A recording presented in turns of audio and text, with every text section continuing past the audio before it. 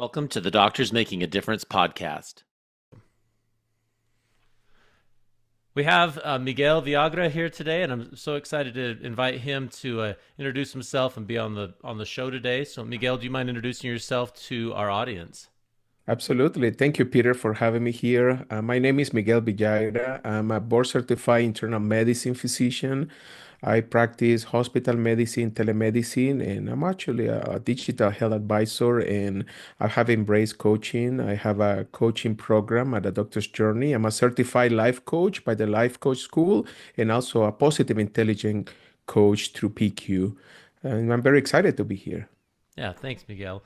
Well, I thought it was an interesting thing when I contacted you. I had read a little bit about your information on LinkedIn, and I thought this is a really interesting story. A person who grew up in Nicaragua and not only was able to kind of navigate the waters of the U.S. health system, but become an expert in it, and then also to say I've gone through this journey and now have something to share with others. And I just want to hear a little bit more about your journey. How did young Miguel decide to become a physician, and how did you end up doing what you're doing? Kind of walk us through that.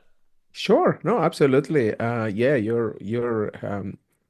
I am originally from Nicaragua. I went to medical school in my country, and I did also internal medicine in Nicaragua. I was a professor of University of the School of Medicine there, and I was a private practitioner in internal medicine on my country. And due to the need of pursuing further opportunities, I decided to, and also the political landscape at some point led me to decide to come to United States. So I decided to start from scratch again, do internal medicine again in United States and in Texas. And as I was going through my journey and my training, I decided to dedicate my life to hospital medicine. So I became a hospitalist at the time. I work in a rural hospital in Arkansas. When I graduated after Texas Tech, I was there for 5 years. I became a hospitalist director of the team, of the group. We founded one of the first residency program without affiliation to the local university in Arkansas. We were independent, so I was very proud of working on that project. I think that part of my academic roots, coming from Nicaragua, being in medicine for some time. In my country, we start medicine so young, so I was already an internal medicine physician when I was 26 years old. So that allowed me to kind of build a lot of practice, see a lot of things, and being in the teaching environment. However, at that time, I decided to kind of escalate a little bit the career in leadership. So I became a regional medical director for a large managing company. And probably we're going to have a chance to talk about these, burnout and moral injury.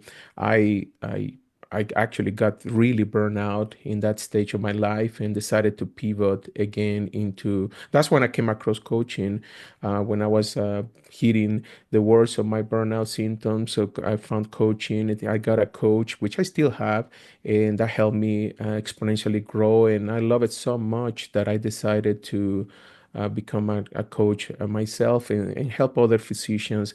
There is a lot of power on sharing stories, and I think there are always pearls of wisdom that you can share because through your path you kind of leave traits that somebody might be useful to follow. Now, to answer your question about what led me to medicine in general, well, I mean, I would say that when I was 11 years old, I have an acute abdomen, an appendix rupture, and I got surgery. And I have, like, I was yesterday going through all this process of getting a surgery. And since I was 11 years old, I said that's what I want to do in my life. I want to serve others. I want to be a healer. And I'm kind of old-fashioned in that mindset of medicine is science, but it's also art. The practice of medicine is rooted in art as well.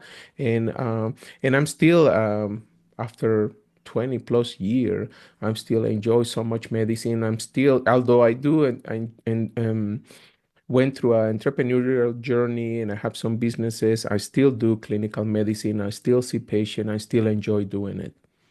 Well, I like what you said.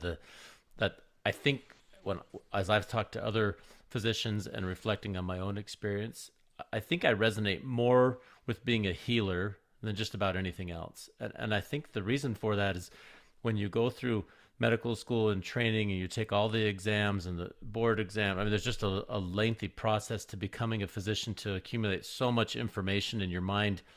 But after a number of years of doing it, the thing that keeps resonating, that makes you come back to work again and again, I think is that role of being a healer. And for people who do become burned out, which I think almost everybody experiences at some point, I think that's the path back to healing ourselves, is saying I don't need to be I don't need to be just a robot. Sometimes I come home and tell my wife I'm the Dr. Bot 2000. I've just seen so many people, and you feel like you've gone through it without engaging meaningfully. But when you slow down and engage with people, then that role of healer comes out, and then you find, Mhm. hey, I'm actually doing something that made a huge difference for this one person, and when that person was helped, it actually helped me back. And so that's wonderful that you've had that journey. Absolutely. And I think that what resonates what you just said is that oftentimes, we ignore all the fulfillment we can have even through the smile of a patient.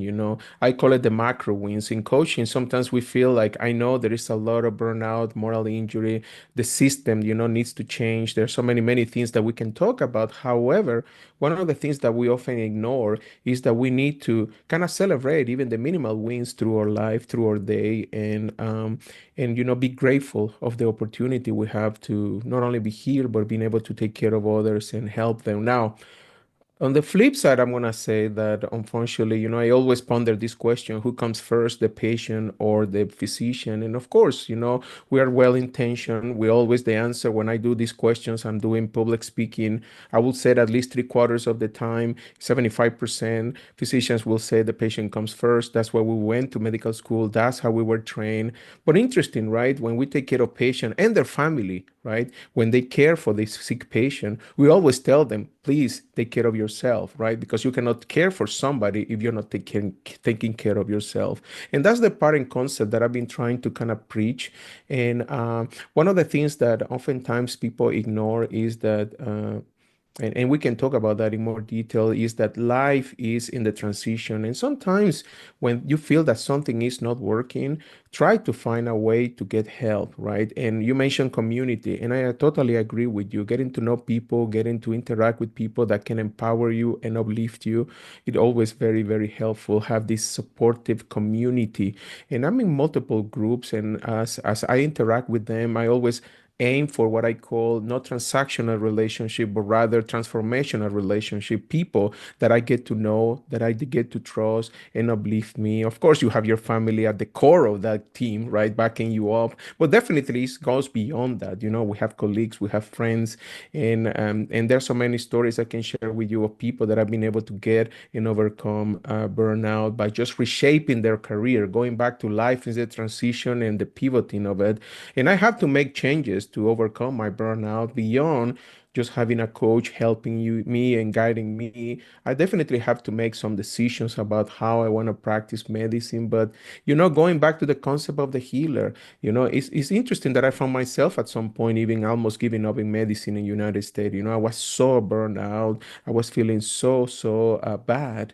But on the flip side, when I have the time to reflect on what I want to do and how I'm going to act, I went back to the same. I still enjoy taking care of patients, seeing patients. I still see myself seeing patients, regardless of all the other endeavors I might have. I still enjoy the practice of medicine. But No, that's wonderful. Kind of you mentioned stories, and I'd like to come back to that in a second here. What One of the stories I wanted to hear specifically, Miguel, is you chose to stay in medicine even when it was hard, and you described a phase of life where you were quite burned out.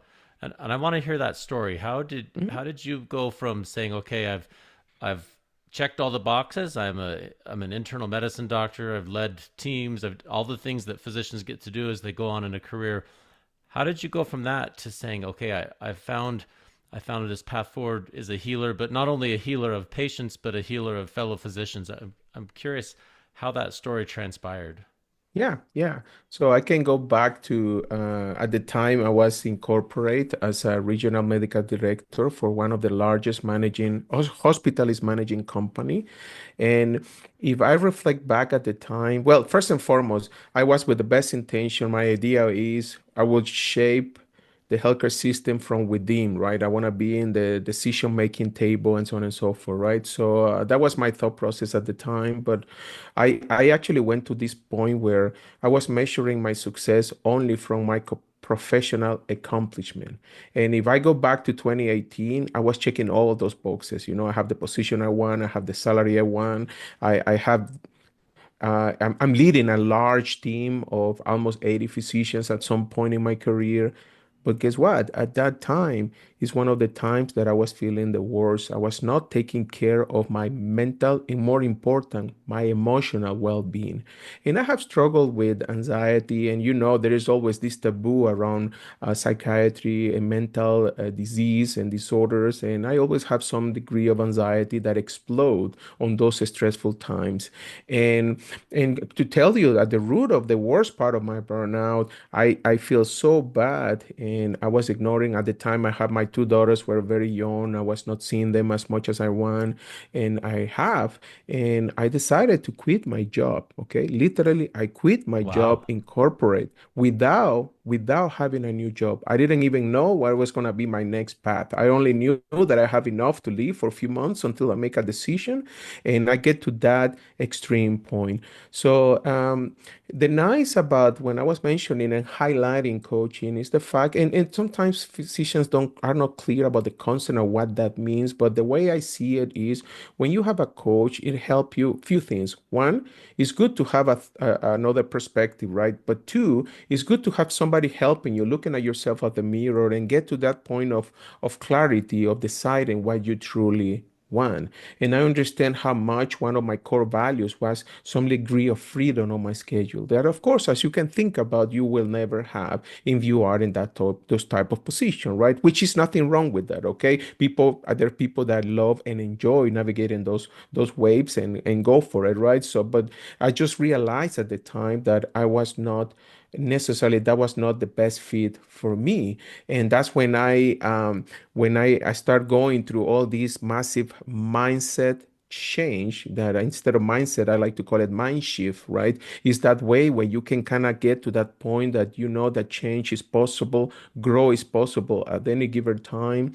And of course, believe me, there was a lot of ego involved. I feel a frustration, defeat. It was the first time in my career that I feel like I didn't check that milestone. You know, this that's arrival fallacy where you're escalating things and you feel that your life is gonna get better when you hit the milestone, and that doesn't oftentimes that's not the case when you don't see all the structure of your life beyond just your career and profession. So if I give you an advice and those that are just getting started, just make sure you understand all the buckets of life. Yes, finances is important, your career is important in profession, but you also need to focus on your relationship and your own well-being. And those are the things that oftentimes we ignore. So as I was healing, as I was getting to kind of have a better understanding what I truly want, what I discover, was the fact of two things I realized. Number one, change is possible and you can start your career at any given time. And I'm not afraid even now that I'm talking to you after more than 20 years doing medicine that I feel like any physician can get started at any given time if things needs to change. But oftentimes it does. Not always, but oftentimes it is. And the second thing that I reflect upon is that there's some healthcare is so broad, so diverse, so many opportunities, right? Whether you want to be a hospitalist, internal medicine, outpatient, but that's when I came across entrepreneurship. I started doing heavily investment in real estate besides some of the investment I was doing through my usual retirement accounts. And of course, there was some additional benefits, specifically tax benefits and also cash flow that I was seeing that allowed me to be able to work less, to live still the same lifestyle that I decide for me and my family. And when I start seeing that pattern, I decided to kind of, for one end, I was entertaining coaching, I was taking control of my finances, I was reshaping my career, I was able to choose to work less, even if I decide to do so. which I did for some time. But oftentimes it's interesting. Your personality, your trait, your route to medicine comes back. And I decided to actually do a little bit of medicine, kind of work a little bit of more shifts but it was in a more controlled environment, so to speak, kind of testing, how much I feel comfortable with or not. So at that time, I can tell you what I was aiming for, and I know you use the fire a lot, right? The fire, the financial movement. But for me, I was more aiming for financial flexibility. I Right. I was love more that mostly phrase. looking at a position that offered that level of flexibility on the schedule, while keeping the income and the lifestyle I desire. And but having multiple stream of incomes definitely helps a lot. And if anyone is interested on how you get started, sometimes you start by learning. So one of the things, going back to my journey in Nicaragua, right? So we don't have that much. We don't have 401ks, IRAs. That doesn't exist, right? So and I have to kind of learn, and during that process of healing, I start reading heavily about finances book and things like that. But with one exception, because I've been reading financial books through all my life, even before I moved to United States, I did it with a more intentional way. It was more like action oriented. It was more like reading but applying at the same time. Because I see a lot, when the physician that I coach, that sometimes they have this fear, of making sometimes changes, or take risk, we're very risk averse. But the more you learn, and going back to community, the more you speak with people that has gone through that path, the more confident you feel on the decisions you're making at a given time. Oh, that's what. Thank you so much for going through that. I want to just reflect back on what you said. We've talked a lot on this program about financial independence. I'm actually trying to hope that most people don't retire early, and I think the reason I say that is there's so much training that goes into becoming a physician. We only have a finite number of physicians in the United States, and relative to our population, it's decreasing. And so it becomes a long-term problem. If all physicians have the goal to fire and say I retire by the time I'm 45 or 50, then we've lost a tremendous number of experts in the field. So I like what you said: financial independence, financial flexibility. So the way you, just to kind of summarize, if I understood, the way you were able to make these changes is you said, hey, I'm burned out, I've got to make a change. But because you had set up some alternate streams of income, you had the space to step back for a minute and reflect on things that were most important. And then with that flexibility, you said, actually do love medicine, but I want to enter it at my own pace, at the speed that allows me to still be a human being, take care of my family, and enter medicine. And I love that story. You didn't leave medicine; you found a way to make it fit your life, and I think that's a beautiful story. Thank you. Yeah, no, absolutely. And that's and again, one of the when I reflect back is that so and that's again about going back to coaching and community and mentorship, right?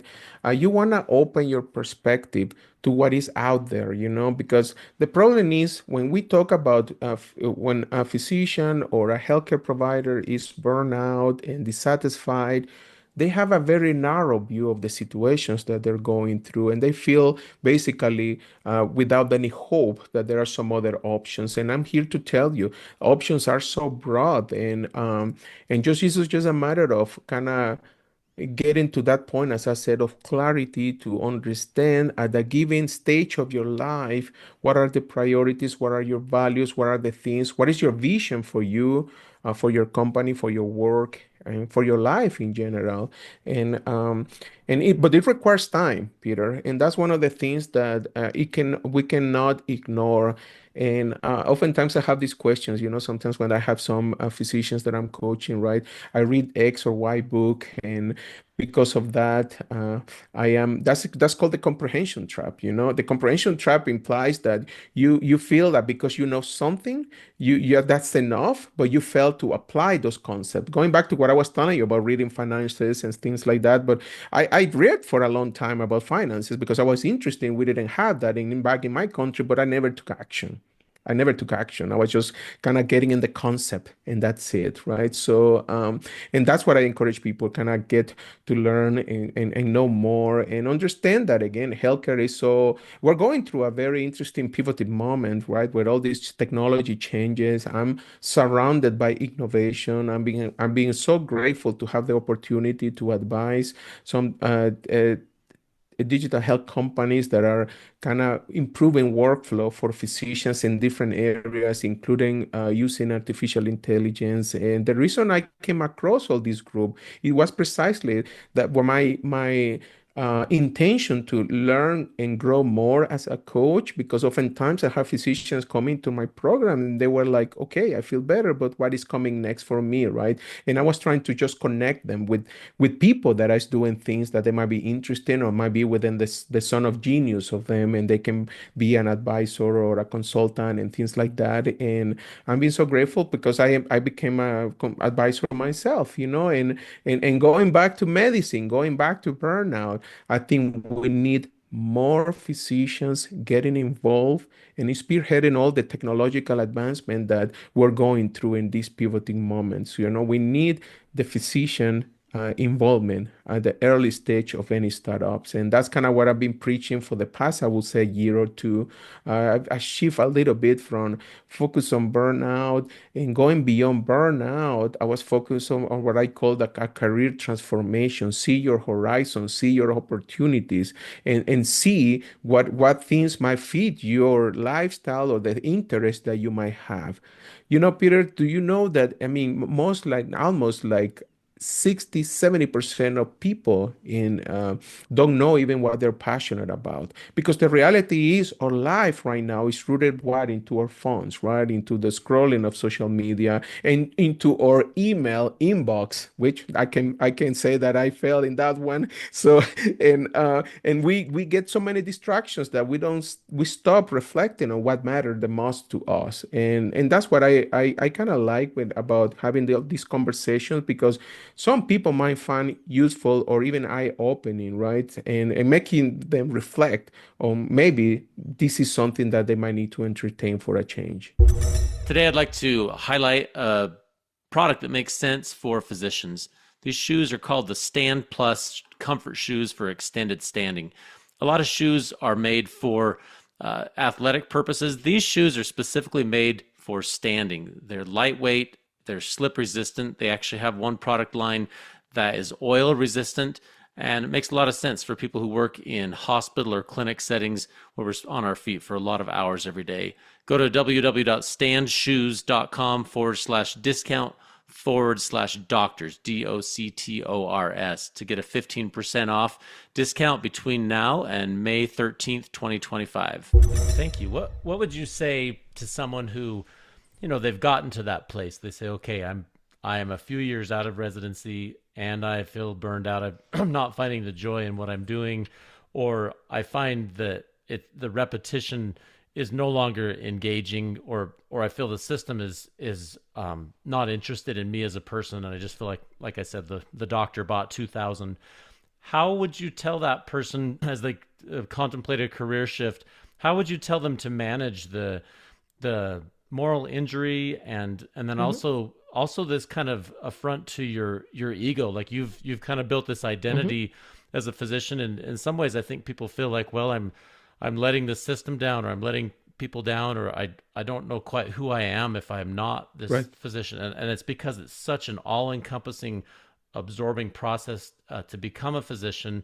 I think sometimes people don't quite know how to navigate that transition if somebody finds themselves kind of broken and needing to make change. I was curious Yeah. what you would advise. Yeah. Yeah.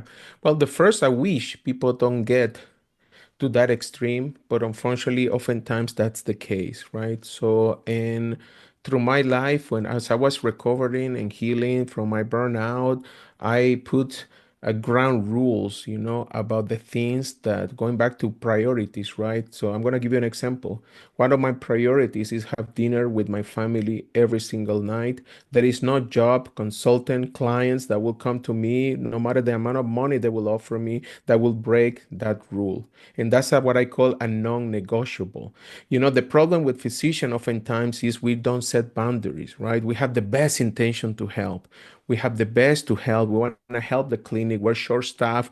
We're stepping up because the patient, we care about them. I get that, right? But again, that usually will compound in the negative way in your life, right? So and that's what it kind of accumulate when you get to the point of extreme burnout or even moral injury. So the first will be set clear expectation, define what I call not only your boundaries, but more important, your non-negotiables. What are the things that are so important to you that you want to protect them no matter what.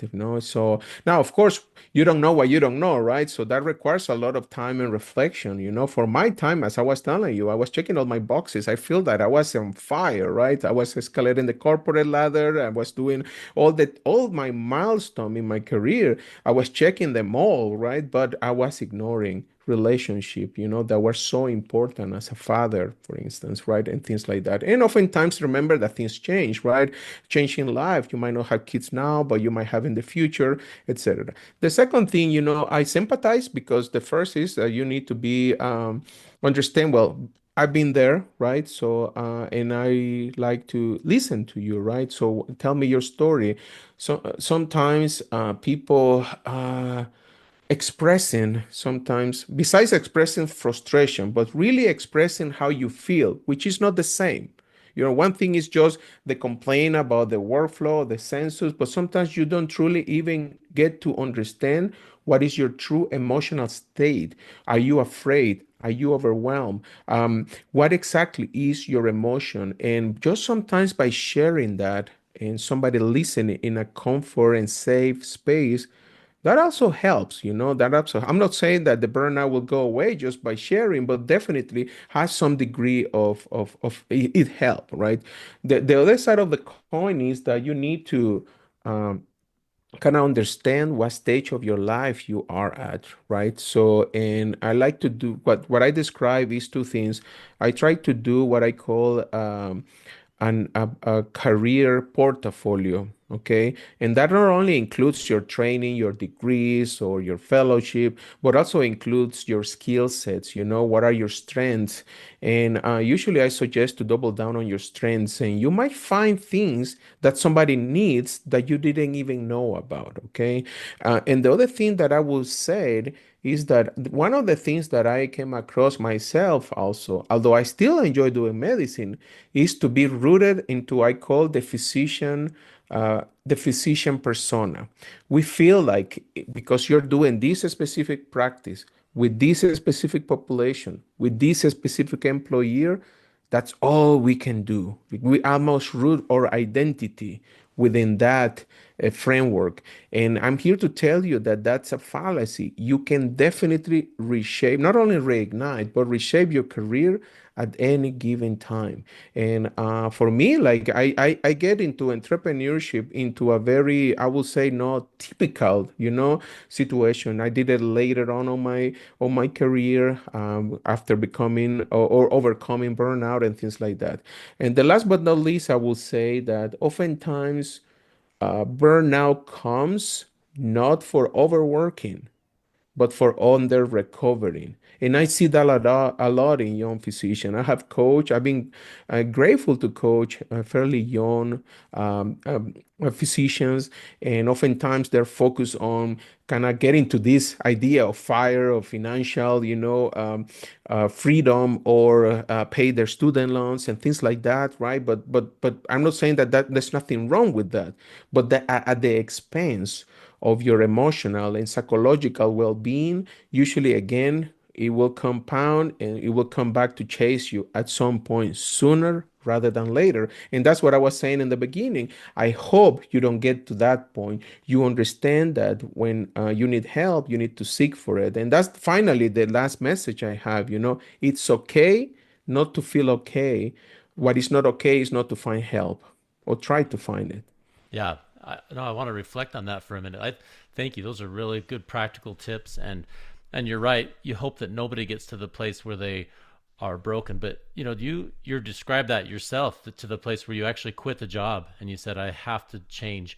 One of the things I have found challenging in my own career and among my peers, I work in rural medicine, and so you get to do everything, but you also have to do everything, and it's hard to say, well, I'm having dinner with my family. Sorry, you deliver your own baby tonight, or Hmm. something along those lines. And it's hard to Hmm. always it's hard to find time. And so another question I wanted to ask you is, as you go through this and you're very busy, a lot of physicians work 70, 80 hours a week, and you're feeling like you're burning the candle at all ends. You just threw the whole candle in the fire. You're so busy, Hmm.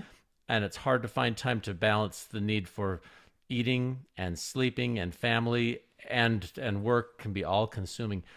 I think what the process you described of self-reflection and describing the things that are the true emotion that you're feeling, and what are the things that are important, those require time away, that they require some uninterrupted time to ponder and think, and maybe write, maybe I spend time outdoors in nature, do things that kind of connect you with who you are and connect you with what you want to become. How did you find time to do that? Because I think that's one of the biggest things. It's so encompassing in the training and the busy practice. Sometimes people don't have time in their normal Hmm. practice to step away and say, I've got to take some time, personal time, to reflect on who I've become. How did you find that?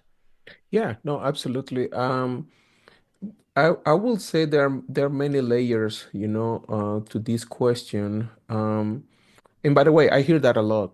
I hear that a lot. I don't have time. I don't have time. Mm-hmm. And one of the practice that I have implemented for some of my coaching clients, we do a time inventory.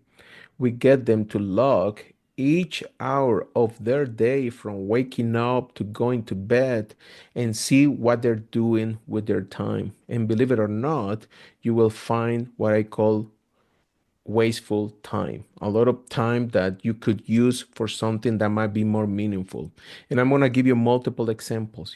As you're going through this burnout process or this dissatisfaction, I see a lot of what I call buffering, people getting into bad habits or behaviors to compensate and numb their emotional state.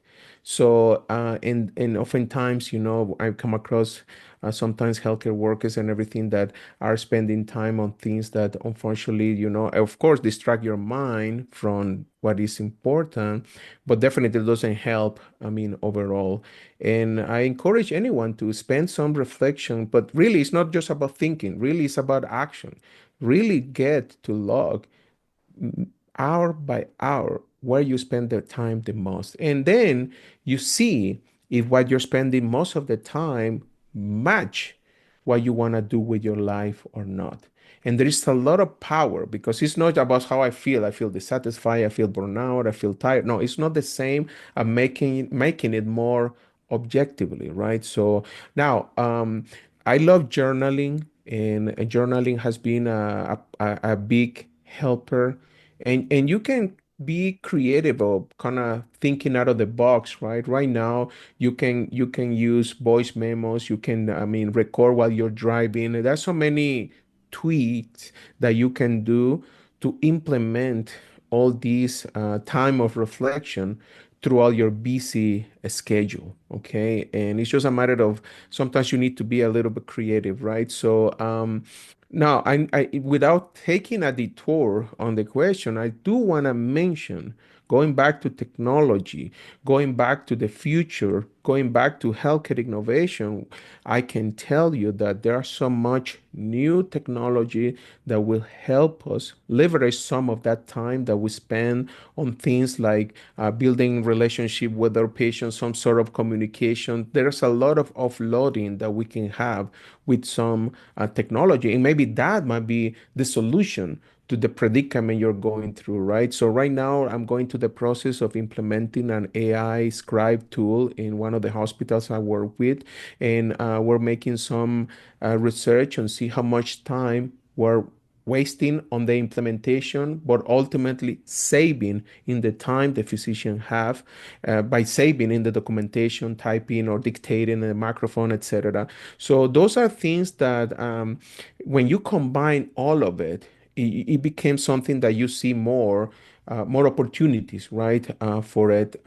Lastly, going back to time off, uh, again, sometimes, and I wish you don't get to that extreme, like I was giving up on my job without having a new job. I don't desire anyone to go through that. But sometimes the severity of the injury, it require a more drastic decisions to get to that point of healing. Okay. And again, my message right now, you might feel that you have no option. You might feel like you're a trap. There's no other things I can do. And I'm here to tell you that definitely that's not the case. Of course, there's always an art of compromise, of missing opportunities, right? While you're trading against this for that, right? There's always, you need to balance both sides of the spectrum. But again, the more you get to know what you want, the more confident you feel with the decision you're making. And again, by all means, I'm not saying with this that I want people to give up their job or their position. We need physicians, we need healthcare workers, we need people taking care of patients. But oftentimes, sometimes you need to either get very creative, right? Get to a point of more insightfulness. And I was giving you that simple tips of the voice memo that I use in and nowadays with AI, you can even get those voice memos to be transcribed into a digital journal, and we can make all this workflow automatically. So, and I'm very passionate about AI and technology, and I implement a lot of those workflows into my own life because that saved me time. Each time that saved me time, like, and I know I can spend that time on other things that matter for me. I want to reflect back on that. Those are all wonderful tips, and I think I've shared on this podcast some of the health problems that I've had, and it's made me think more clearly than ever that the thing that matters the most, maybe not the most, but one of the things that is our most limited resource is our time. And I know we know that it's easy to say it, but when you go through something like what you're describing, a burnout, or when you have a health concern, or one of your family members, if you have a child who's sick, or something along those lines, suddenly the time becomes the most important thing. You can't get more of it. You can earn more money. You can always find a different job. There's a lot of things that we can change, but time is the one thing you can't. And I think I like what you said. Use the tools to be a good steward of your time. There's lots of time management tools and resources available for anybody, for physicians included. And with those things, that you can kind of gain some of your time back. And then the other part, from a career standpoint, it's nice to say, look, I helped so many people, but it's also nice to realize, hey, I'm part of a team. Other people can do this job too. And it's good to be able to step back and reframe and reflect and say, these are the things that actually matter. And you've given some really practical tips on that. Do you have any Yeah. specific stories of people that either, of course, HIPAA compliant, patient compliant stories, but anything that you would be confident in sharing with us of ways people have actually, in real life overcome some of the burnout and been able to be successful with coaching? Yeah. So, well, I would say that I'm a good example of it. I not only reignite my career, I will say my life in general. I feel not only a better physician, but also a better husband and father. And one of the things that I enjoy the most, and going back, as you were mentioning, time. Yes, time is a limited resource that we cannot change, but the quality of time spent, that is something we can change. And I see that many times when I was in corporate burnout, I was just not only not spending enough time with my family, I was not spending enough quality of time because I wasn't present. And building that level of awareness, how can myself present at a given time.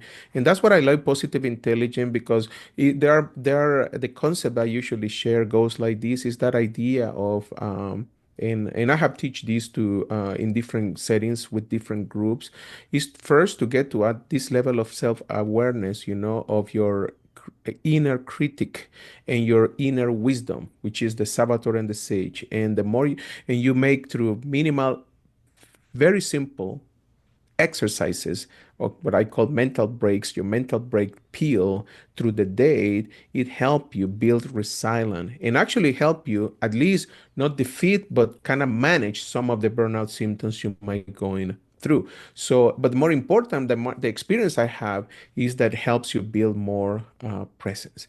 Now, examples, I have multiple examples of physicians. I can give you an example recently that one of my coaching clients was an amazing family medicine physician that she was trying to get from hospital medicine to outpatient care, right? So, but she was specifically wanted to build one of these lifestyle kind of medicine approach clinic and help her patients. And one of the things that she was struggling with it was that idea that imposter syndrome, right? She was just comparing herself so much with so many other people, some of celebrities in this field of lifestyle medicine that has a million of followers in YouTube and things like that. She was very young, and I tried to explain to her like that there's only one like you and nobody else. And what you're gonna build is gonna be a you, right? Not necessarily following the footprint of a celebrity in YouTube and things like that, right? She was able to successfully start her practice. Interesting now, she's doing a hybrid model that she does virtual with regular patient care. And that is a good example because she was very burned out when she was doing hospital medicine. She feels she needed to do a change. She take one of the biggest risks, right? Going from a full-time employee to a full-time entrepreneur, which I never even pulled that off. I do it more in a gradual process as I've been describing through the interview. But she went from this side to this other side, but she was very the desire well, I'm going to tell you interesting, despair sometimes might be a good driver of desire of push you to do things right and push you to do things through, right? But the only problem I have though, and that's what I like coaching, is like I can tell you when you are burned out, you are in this negative mindset, this inner critic very loud talking to you, you usually have a narrow view, and you oftentimes that might not get you to the right decision. On her case, she did the smart move to first get over her burnout, get to the clarity of she want, and she realized that that's truly what she wanted to do, and she pulled that off. And I think that possibilities are endless when you have all the right resources, the tactic and the strategies. But I can give you all of that. But 80% of that is going to be your mindset, or as I described, the mind shift you need to get this done. Well, and that's another powerful concept you just highlighted. That there's only one of you. I think that's a super powerful concept because you don't want to show up and say, I'm just a cog in the machine.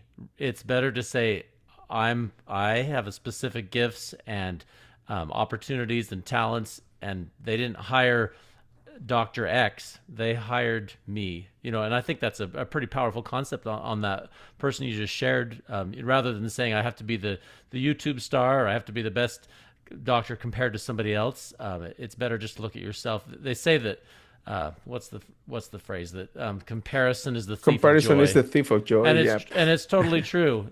So if you say I'm comparing myself to everybody else, therefore I can't be happy, it does no good. It's better to say, well, what works for me and for my family. And I've talked to people who say, well, I expected this income and this salary and yada yada, and you get all these unmet expectations because you have health problems or your family have problems along the way, or financial disappointments, or a restructuring of a job that didn't work out. And there's a lot of ways to find yourself not aligning exactly with what you would have thought in your younger years. But as you go forward, I think that's actually a really powerful concept to say, I am who I am because of the experiences I've had and because of the nature of who I am. And so Mhm. I'm sharing the best version of me when I show up at work or entrepreneurial pursuits or whatever it is. You get me, and it wouldn't be the same to just hire anybody. You get a specific unique person, and that person has a unique talent that can be shared with others. That's a really great concept. Yeah, totally. I totally agree. And now we are so biased, right? We have all these going back to the scrolling through social media, YouTube videos, and all that sort of things. We live surrounded by all that.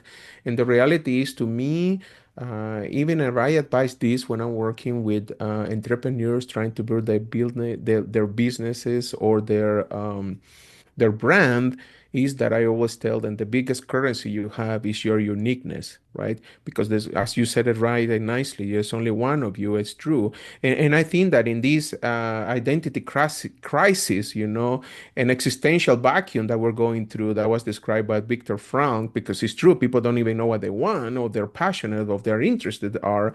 I think being that level of uniqueness is what we need. We need critical thinking, problem solving. But once again, going back to burnout and things like that, I want people to understand that it is possible to change, to shift your perspective and try to get from this negative mindset to a more positive and hopeful mind shift.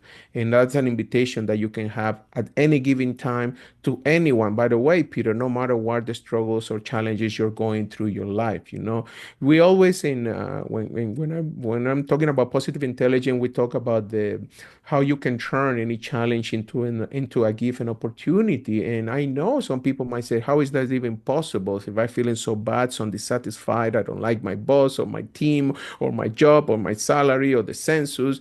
And I can tell you, when you analyze the situation with a more good critical thinking, laser focus on what needs to change, the change will happen. It's just a matter of, again, deciding what you truly want. And that's the part that takes some time and reflection, right?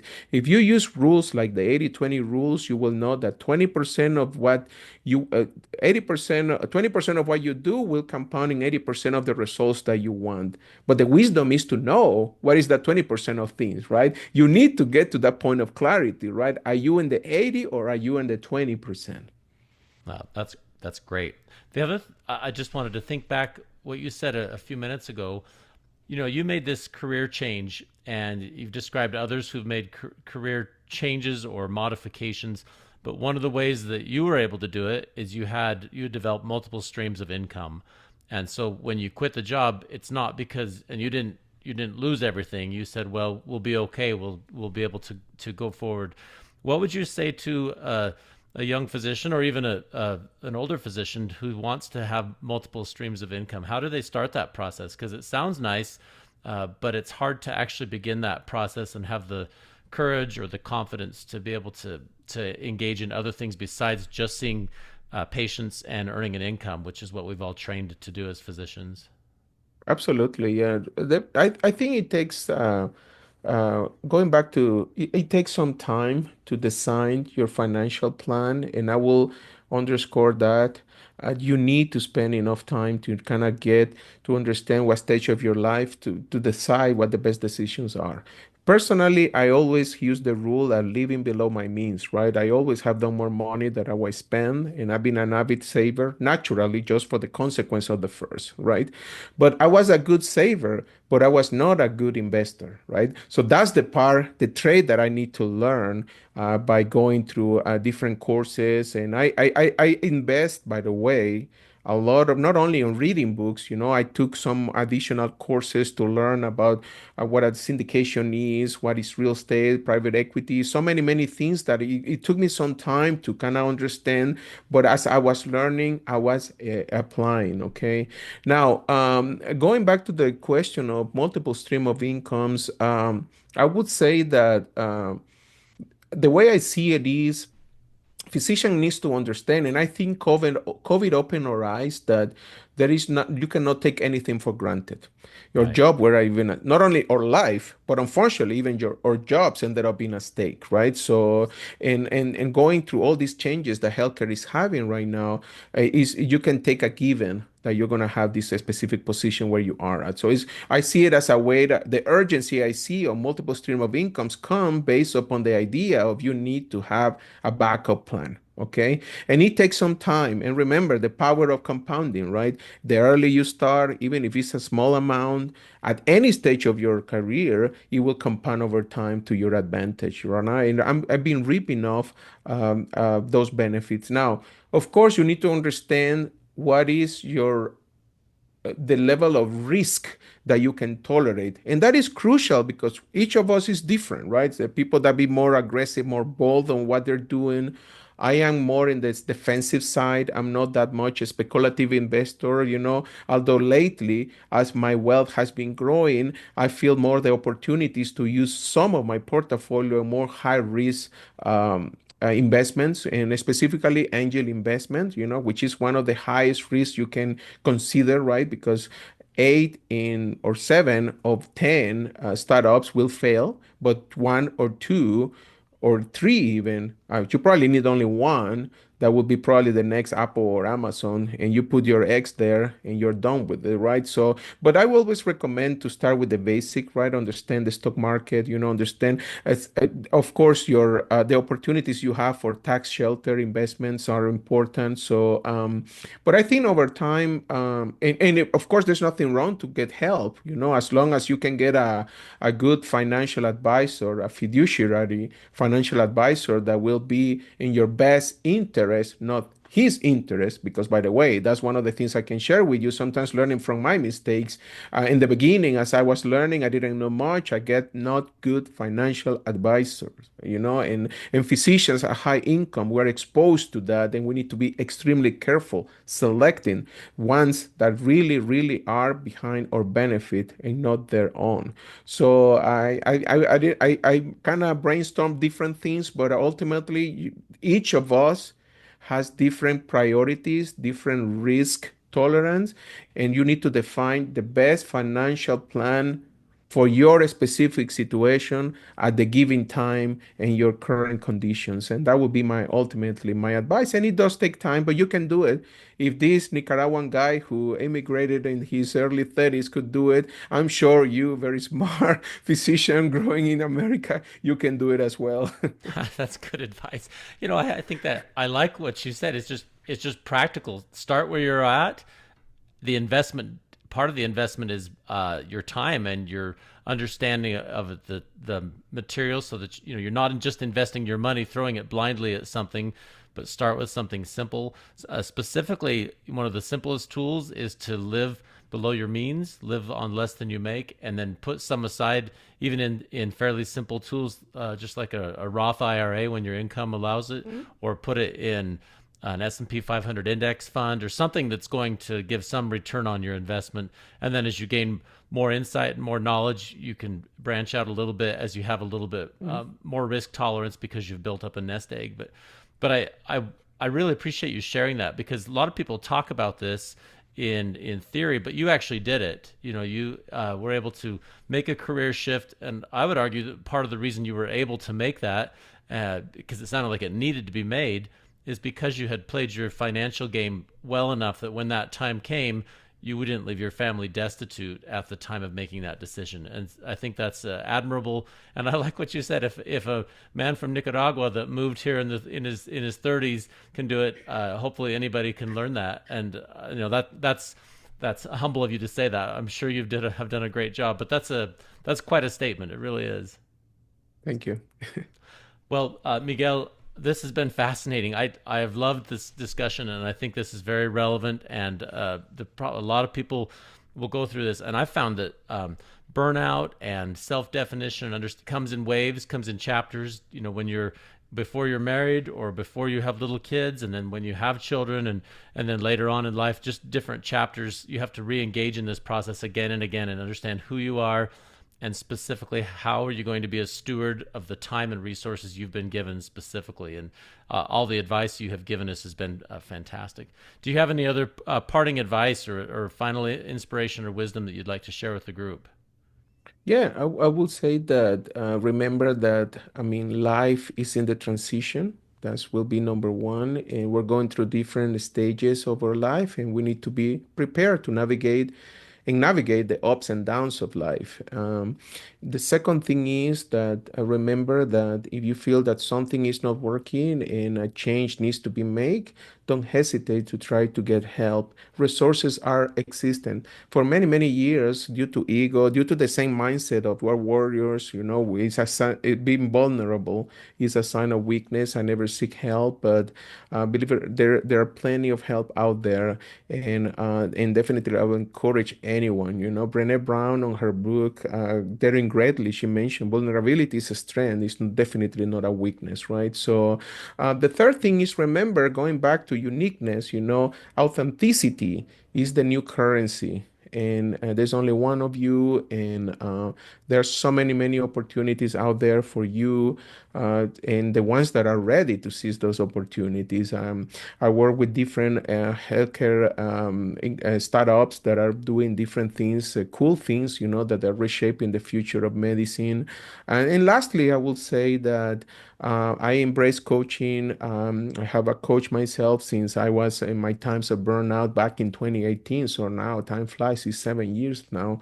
And and I think that if you're interested in connected or learning more, I invite anyone to get to know me at my website, A Doctor's Journey. We have resources for a tackle burnout mindset, or as I described, mind shift. We have a coaching program. We have different resources. We're leveraging technology that help us kind of improve our workflow and make ourselves more efficient. And that's one of the things that I praise, because going back to burnout, if you can offload some of the things or tasks that you can delegate, and we didn't talk about this, but there are two main powerful concepts before as we wrap up. One is going to be to learn to delegate, right? It's okay to find somebody to do a specific task that you might not be able to do. And sometimes going back to time management, identify those tasks, right?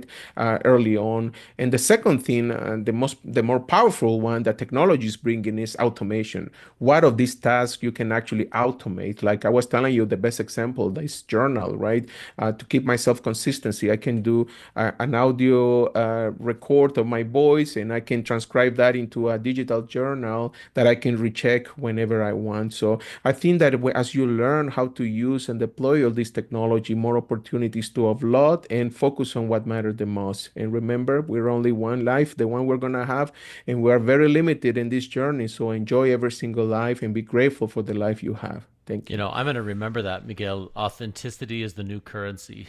I think that's a powerful phrase.